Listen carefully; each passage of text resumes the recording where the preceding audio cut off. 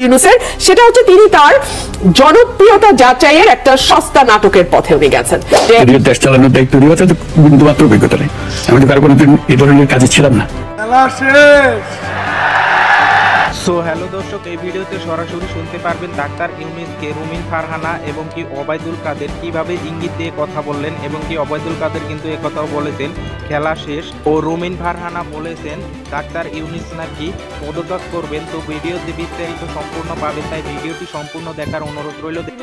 সেটা হচ্ছে তিনি তার জনপ্রিয়তা যাচাইয়ের একটা সস্তা নাটকের পথে উনি গেছেন, যে সবাই ওনার পায়ে ধরে ফেলবে, বিএনপি দৌড়ে যাবে, না না না আপনাকে ছাড়া তো আমরা মরেই যাব, দেশ ডুবেই যাবে।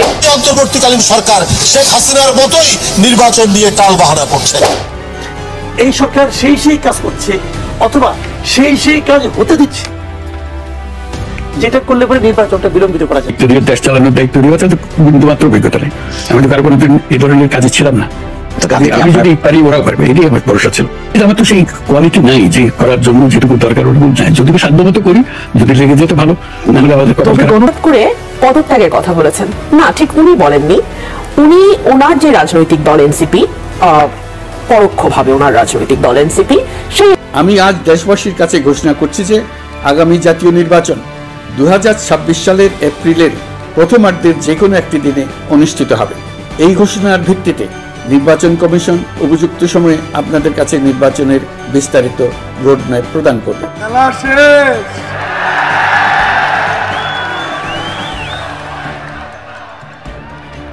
ফাইনাল হয়ে গেছে।